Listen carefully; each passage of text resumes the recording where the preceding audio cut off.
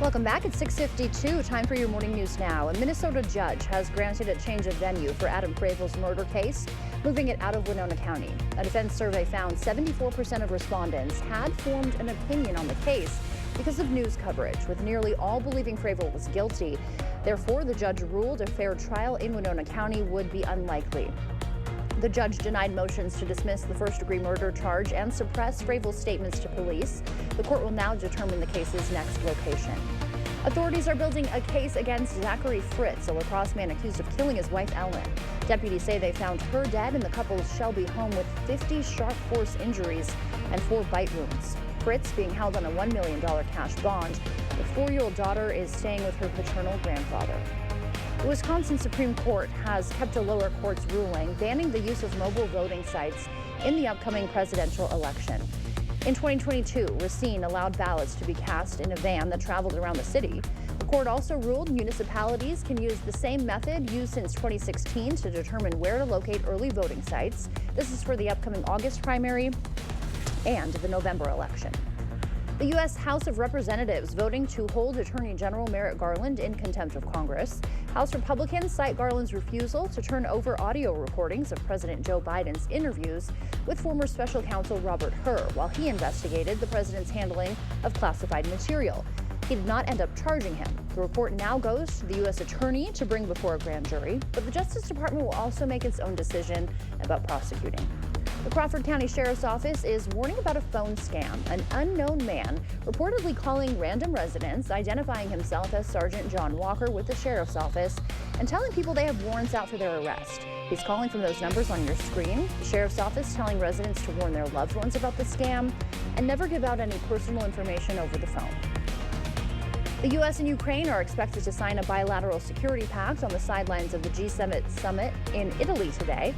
That deal expected to commit the U.S. for 10 years to continued training of Ukraine's armed forces, more cooperation in the production of weapons and military equipment, and the continued provision of military assistance and greater intelligence sharing.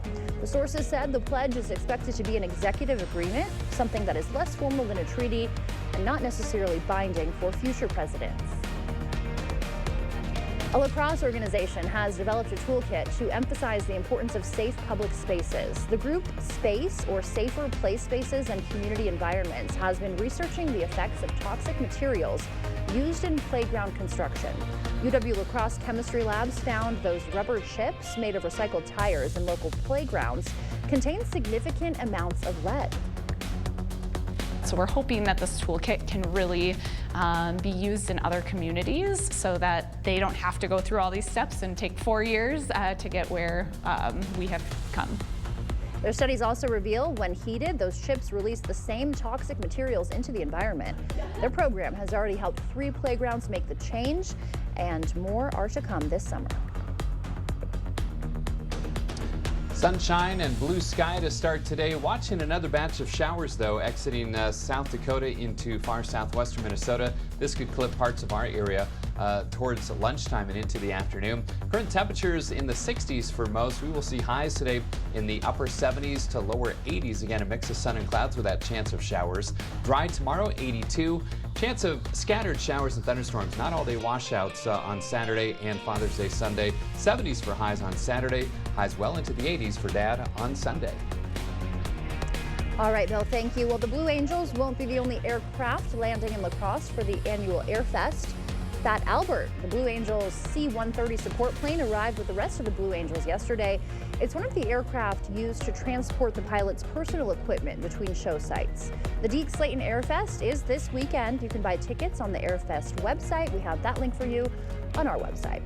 Thanks for starting your Thursday with us on News 8 Now this morning. We'll see you back here at noon. Until then, enjoy your day.